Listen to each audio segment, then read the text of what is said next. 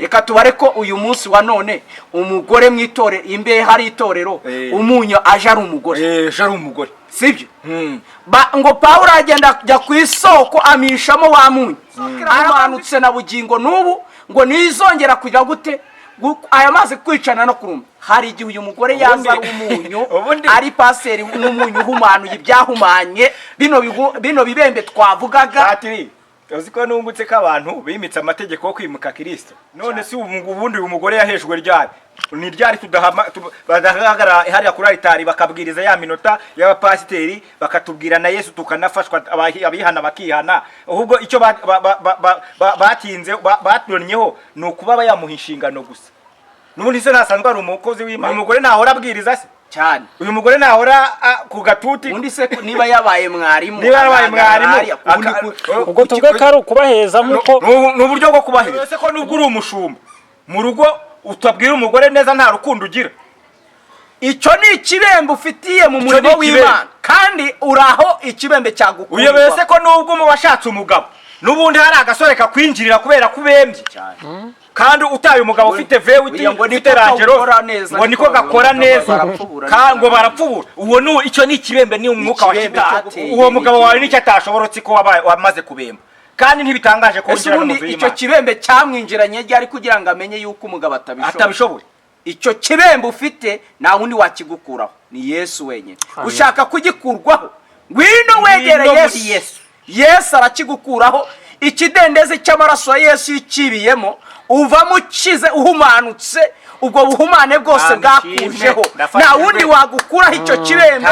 Yesu Kristo niwe wakigukuraho wa mukobwa we wa mugabo wo duteze amatwi wa mudamu we wabembye muri ubwo buryo wa musore we Yesu niwe ukuraho ibyo bibembe bimeze uko cyawe. Ntabwo twebwe tukitayeho icyo twitayeho nuko tukurangira ukuraho ibyo bibembe ufite byakwiciye mu kazi. Uza abantu bafite ibibembe byavuze ngo ndubu mpagaze ku rugi ndakomanga umuntu niyumva ijwi ryanjye agacingu nzaziwe tubana mwene bari kubana n'ibibembe.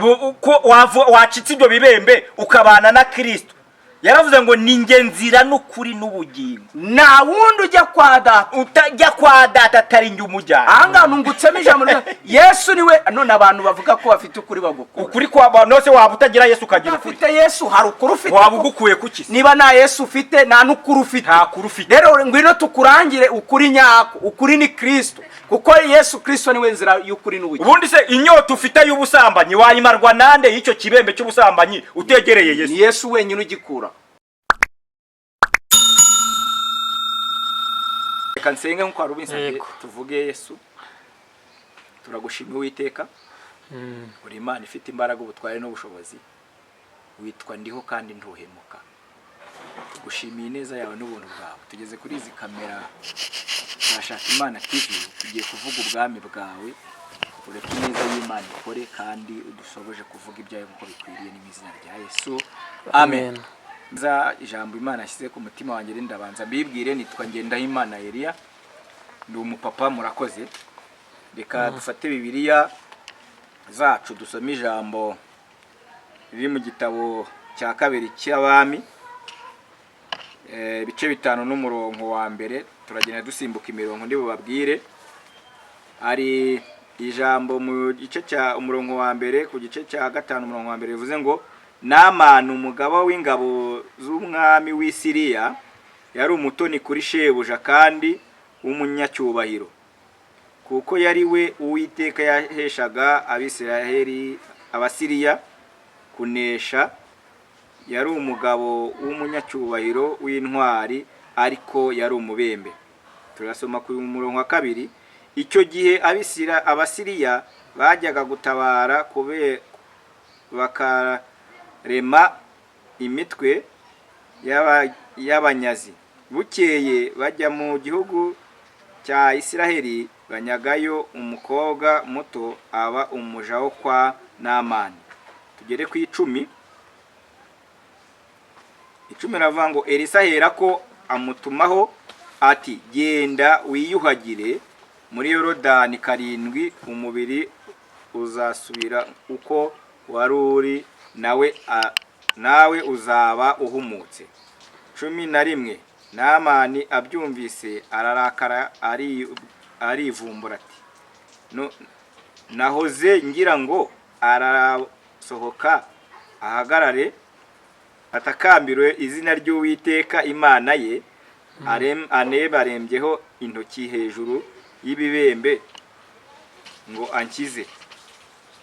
Bisome 13. Abagaragu be baramwegera baramubwira bati databuja iyo uwo muhanuzi ntuba wagikoze kanswe kukubwira ngo iyuhagire uhumuke. Reka turekeraho turajyana dusoma andi magambo. Imana yashyize ku mutima wanjye ijambo rivuga ngo nubwo uhanura, nubwo ubwiriza, nubwo uri umuvugabutumwa nk'uko nanjye ndi kubuvuga, ariko ntuyobewe ko ubivugira ku bibembe. Ushobora kuba wambara kositime tukakubona wambaye kositime uri mu modoka ya Range Rover ariko ufite ikibembe cy'ubusambanyi bwakunaniye. Ushobora kuba uri umuhanuzi ariko ufite ikibembe cyakunaniye cyo kubeshya. Ushobora kuba abantu bakubona uri umunyacyubahiro. Uyu mugabo Namani ngo yari umugenero. Bibiliya yatubwiye ngo ni Uwiteka yaheshaga kunesha Abasiriya. Ariko nubwo yari afite izo mbaraga ari n'umunyacyubahiro ariko yari umubembe. Uzi ko umuntu ushobora kumubona aryama muri etaje ariko ayiryamanyemo ibibembe. Uzi ko ushobora kubona umushumba cyangwa umupasiteri asenga ari kubwiriza cyane ariko yikoreye ikibembe cy'urugo atajya yumvikana n'umugabo cyangwa n'umugore. Ikibembe se. Uzi ko umuntu aba afite ikibembe atarwondwa ijosi kandi yagera imbere ry'iteraniro akadusira ibanga kandi anukira bo mu rugo yo binjiye bafunga amazuru. Kubera iki? Barabati nemuhisha ibintu usoraje kuko ntiyumvikana, ntagira urukundo rwo gukunda umugore, ntagira n'urukundo rwo gukunda abana, kandi ntibimubujije kuba potere, ntibimubujije kuba bishop, ntibimubujije kuba umushumba mukuru, ntibimubujije kuba umupasiteri, ntibimubujije kuba umuririmbyi, ntibimubujije kuba umudiyakoni. Ariko nubwo udiyakoni uri umubembe. Bivuze ngo abantu bafite ibibembe by'uburyo bwinshi. Abantu bafite ibibembe by'uburyo butandukanye. Badre, uzi ko umuntu agenda gutya muri costume ariko afite ikibembe ari umubembe. Ngo nuko rero ngaba abasirikare ngo uyu mugabo agira amahirwe haba harakana gafite ijisho ry'umwuka. Hari ijambo numvishemo warivuga yavuze ngo nta manu wo nguwo yari umugaba w'ingabo shirezagaho abasiriya kunesha abanzi ba ariko yarabembye. Bivuze ngo nubwo wumva ushobora kuba uri igitangaza iwawe ariko ubembye. Ushobora kuba uri igitangaza mu itorero ariko ubembye. Reka we kugomeza kunzi. Ushobora kuba uri igitangaza mu muryango ariko ubembye. Ushobora kuba abantu iyo batakubonye waje kuri mbavanga uyu munsi indirimbo zirapfa ariko ubembye uri umusambanyi. Uzi ko ari umuntu ujya muri korali bagera muri korali bagiye gutya babona runaka dahari bakumva uyu munsi indirimbo ziri bupfe. Kandi ikibazo cy'ababembe nuko biyiziye ibibembe baraniyemera nyine azatinze azatebye kubera ko arabizi ko yadahari hari ibintu bitagenda. Ariko ntubiyobewe ko nubwo nawe wiyumvaho uwo mwuka nyamara urabembye kuko ni wowe utagondwa ijosi, ni wowe utumvikana, ni wowe musambanyi bafite. Ariko uzi gutumirwa na korali yakubwiye ngo uzaze utubwirize mukozi w'Imana, imwuka yagusura ukabona namurozi. Burya hari ibyaha bitagakwiye. Uzi kuba uri umuririmbyi uri umurozi. None se uzi ibibembe nyine biberaho mu matera. Uzi ibyo bibembe nukira abantu reka Yesu rero yantumye ngo nze nkubwire ngo nubwo uzi ko ufite icyubahiro ko nta gihari, kuko n'ubundi ufite ibibembe, umubiri waratonyotse, mu mutima hawe haratonyotse. Hari abantu bafite ibibembe by'amagambo n'ishyari n'amatiku no gusenya, kubera uzi ko uri umukristo, none ni wowe uteranya abantu, ni wowe usenya abantu, umaze kubemba. Ngewe ndumva wanyegera tukavuga kuri ibi bibembe. Oya, ibi bibembe ibibembe wanyegera tukavuga kuri ibi bibembe. Nyegera tuvuye kuri ibi. Uravuze ngo Namani umugaba w'ingabo z'Isiriya. Bibiliya usomye iratubwiye ngo yari umutware cyangwa se generali w'ingabo z'Isiriya, Uwiteka yanyuragamo kunesherezamo abanzi. Wongera ngo yari umugabo w'umunyacyubahiro. Ngo yari umunyacyubahiro nyine mu rugo rwe, mu gihugu, ariko yari umubembe. Kandi noneho turebe mu buzima bw'iki gihe cya none, dufite abantu bakomeye bashobora no kuba ari abahanga mu kubwiriza kukurusha. Nubwo uri imbere hano ubwiriza, turi kuvuga baturusha no kubwiriza, yewe ni n'abanyamavuta, ni abanyacyubahiro baremerwa. Niyo bakoze ibiterane barabahamagara bakabana n'amatike ndetse bakabana n'amafaranga, ariko batanayasabye, ubundi batanayasabye kubera icyubahiro bafite, ariko barabembye. Ushobora kuba udukurikira, nushaka kuba ukomeye ute, niwarusha umugabo bita Yohana, cyangwa se Yohana uzi ko yigeze agira ikibembe na Yesu akakimubonaho, atumye kuri Yesu ngo niba ni wowe cyangwa dutegereze. Bivuze ngo ikibembe cyo kunamuka, cyo kwibagirwa Imana cyari cyaramuteye mu mutima. Yesu amutumaho abigishwa ati mugende mumubwire ibirimo gukorerwa, ibitangaza biri kuba mu myizira humuka. Hari abantu bafite ibibe kabona wowe impamvu tuvuze iri jambo, dushatse kuvuga ngo aba bantu bafite ibibembe reka tunabarangire. Hari gerega umuntu ashobora kubabwiriza ariko atazi n'uvura ibibembe. Wavuga uwo muntu uvura ibibembe uwo ari? Reka tubabwire Yesu avanaho ibibembe. Kabo ubwibone ufite, ababembe uzi ubwibone bagira ari. None se sinakubwiye ko impamvu abazi ko ari nimero ya mbere. Nawe reba genero, reka bari umurongo natarutse ngo bambwiye ngo ugenda wihagire muri fata na bani. Urumva? Arababwira ati urwo izo nzuzi ngiye murambya mu ngiye mu kidendezi, sinsize fata Yorodani, yewe ndajya muri iki kiziba cyo muri Israeli, dusize inzuzi zirama, fata irahari ngo arazisobanura. Ngo ariko baramubwira ati ariko ubundi uretse kwihagarara wakikozeho kumva ko imyenda itatangiye gufata muri ibyo bisa. Byaranutse. Uzi ko abantu bamaze gukora ibyaha, afande uretse icyubahiro ufite, ubundi uzi ko ugenda utunuki, uzi ko twari twaratinye kukubwira bitewe n'icyubahiro tukuzi, kubera yuko tugeze imbere yaho tukwerurira, uko tugeze aho tukwarura kandi hari umukiza. Tukubwiza ukuri, uyu niwe wagukiza kuko turambiwe n'umunuko wawe. Noneho bivuze iki? Reka turangira abantu muri Yesu honyine niho ibibembe bikurirwaho. Kandi ibyo nabyo bisaba ngo kugira ngo biveho, biragusaba guhura n'umuntu nawe wamenye Yesu ufite amavuta nkayo Elisa. Kandi ukaza uciye bugufi, ubwibone bwawe ukabugabanya, kwishyira hejuru kwawe. Nurata etaje siyo wa mbere utuze etaje, ngo urumva utazaca bugufi ngo wubahe Imana ngo ufite etaje. Yurata V8 cyangwa Range Rover siyo wa mbere uyitunze. Hari abarokore bazitunze bubaha Imana ku manywa na ninjoro. Karitsiye iyo ariyo yose utuyemo nikuyeho kuri umubembe, ibikuyeho kuri umubembe. Umva ikirere cyose waba urimo n'amashuri waba wariza yariyo yose nibikuyeho kubembye. Rero tuje hano kugira ngo tukumenyeshe uwagukuraho iki ibyo bibembe byawe. Na wundi ni Yesu Kristo ukomoka mu rubyaro Rwanda.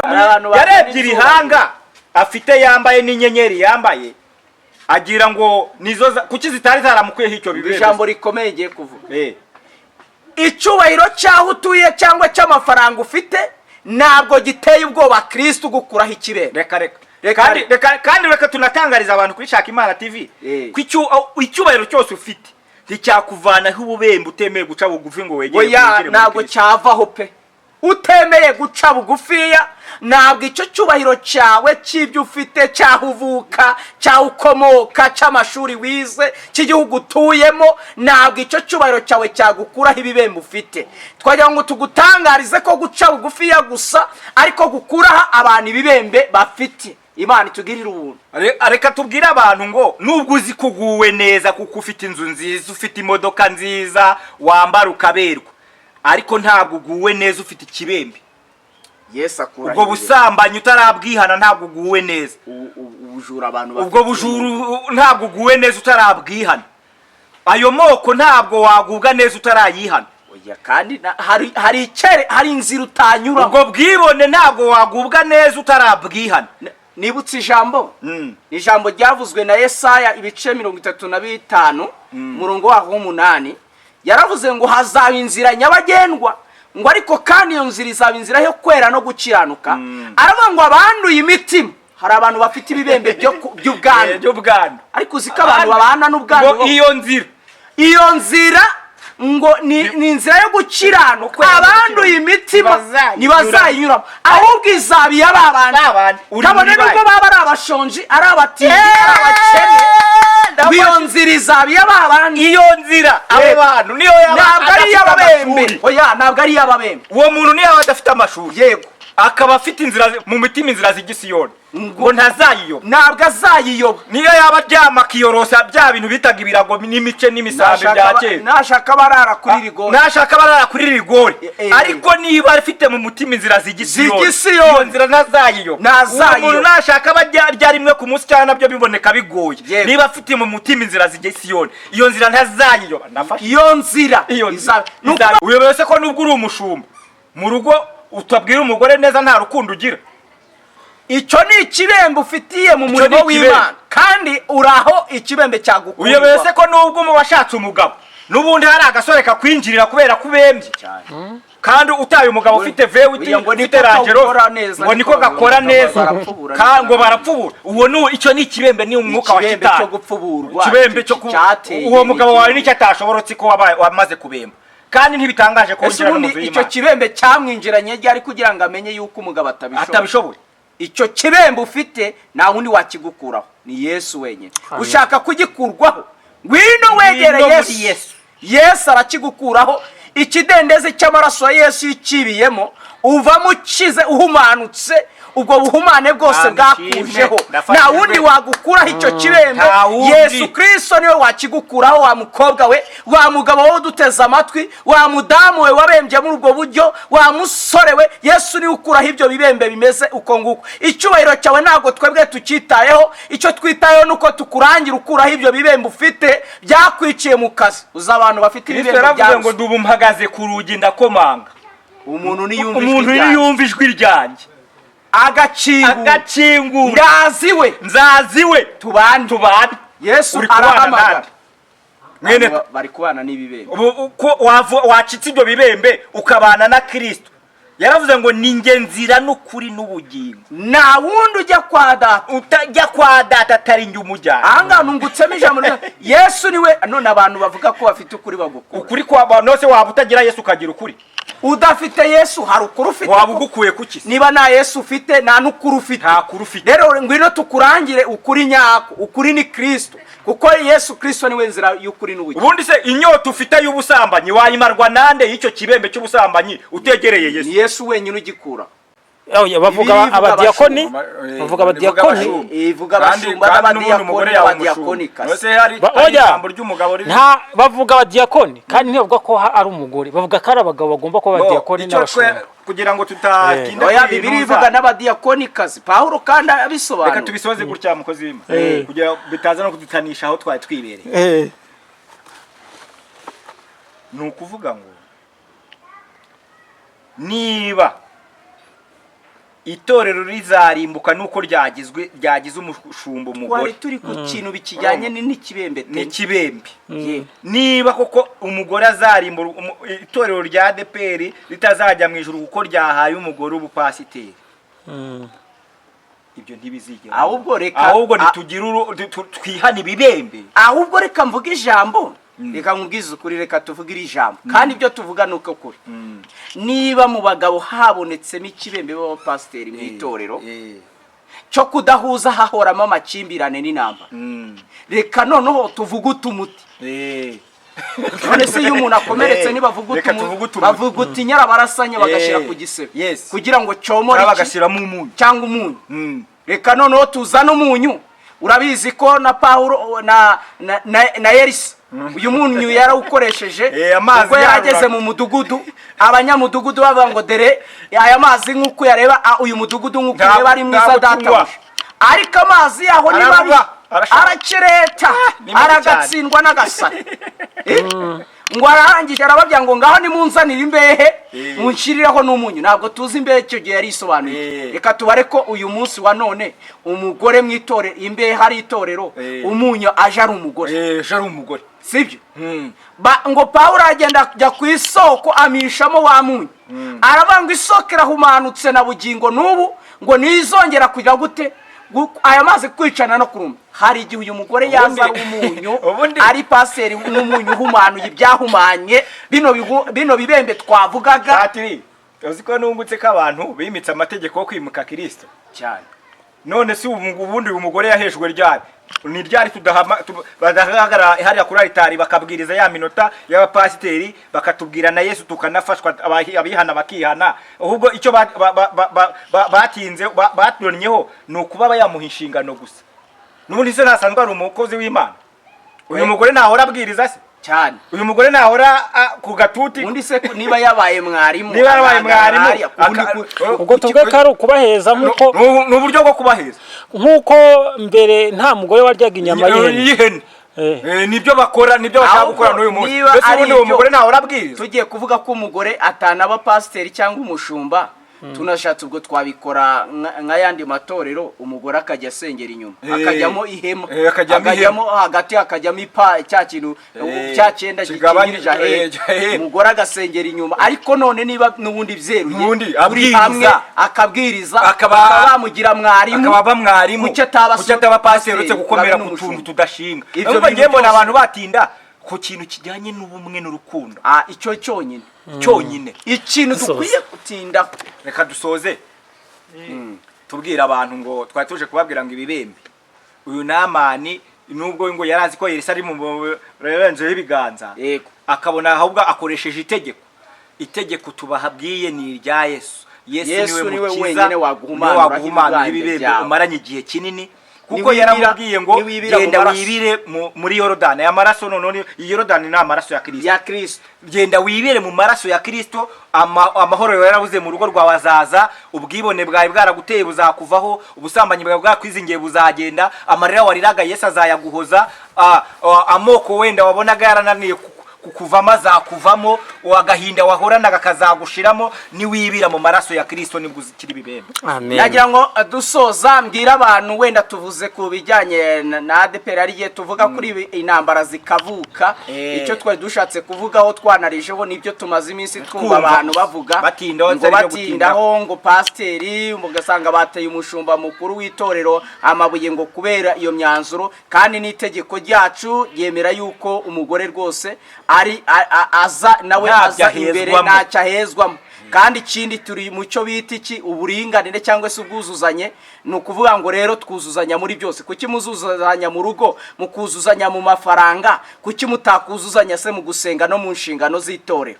Kuki se mwuzuzanya ushaka ko atanga icya 10 kingana n'ibyo yungutse? Kuki udashaka ko mwuzuzanya no mu kugira gute no mu nshingano zo gukora iby'Imana? Mwuzuzanye muri byose. Icyo rero wenda kitazaba intambara n'amatiku, nuko tukivuze. Nushaka ko dusoma na Bibiliya, icyo gihe tuzayisoma turebe icyo Bibiliya igenda inabivugaho. Ibindi bisigaye byarengaho ngaho byaba ari intambara n'amatiku. Ntabwo turi mu ntambara n'amatiku, ahubwo twavuga gukuri kw'ibihari. Yesu abaha umugisha, Imana ibahiteho cyane. Akoze w'Imana narimfashijwe numva nuruka yigeza nirukanga kugira ngo gine. Oya ntabwo yewe nkunda kufashwa ubundi. Twavuga kuri iki kibembe kandi turangiye abantu ko nta handi Elisa yarangiye Namani ni muri Yorodani, kandi tusanze Yorodani hari n'amaraso ya Kristo. Ngo ikibu cyo biro yavuze ngo yibiyemo za ncuro avama mfite umubiri nk'uwo mwana w'uruhinja. uza muri Kristo nawe uzahinduka mushya muri Kristo. Bibiliya ibyari biguhetamishije ibya kera ngo birashira bizakuvaho. Yego, murakoze. Yesu abahumuje. Numva wanasoza dusoreze kugira ngo abantu bakunda kudukurikira kuri Shaka Imana bajye bafashwa n'ijambo Imana ibidushyizeho n'imizina ya Yesu. Bakunzi ba Shaka Imana, Yesu abahumuje. Amazina yanjye nitwa Nzabandora Patrick, nari mfashijwe nanjye ndazi. Mwavuganaga n'ingenda Imana Elia, murakoze. Imana ibumugisha. Mana mu izina rya Yesu Kristo w'i Nazareti, tumenye yuko ubwo Hamani umugaba w'ingabo z'Isiriya yari arwaye ibibembe, akana k'agakobwa kari karanyazwe mu Bisirayeli kabwiye nyirabuja umuti ahantu herereye, amubwira ko ari mu Isirayeli. Nibwo yagiyeyo ahura n'umuhanuzi Elisa nawe amurangira neza aho yakibira agacirira. Uyu munsi natwe twe tuje kurangira abantu bafite ibibembe by'indwara zitandukanye. Mwami Imana, tumenye ko nta handi bacirira mu maraso yawe, ni wowe uhumanuraho ubuhumane bwose n'ububi bwose n'ingorane n'amakuba yose, ni wowe ubikiza. Ariko tutirengagije ko n'abarwayi wakiza, tutirengagije ko ari n'abafite ingorane n'amakuba menshi wabasha gutabara. Turabasengeye ngo Umwuka Wera w'Imana aze muri bo abakize, ababohore bakire koka mu izina ry'uwaducunguye Yesu tubisabye twizeye. Amen. Amen. Shalom, shalom, shalom. Amen.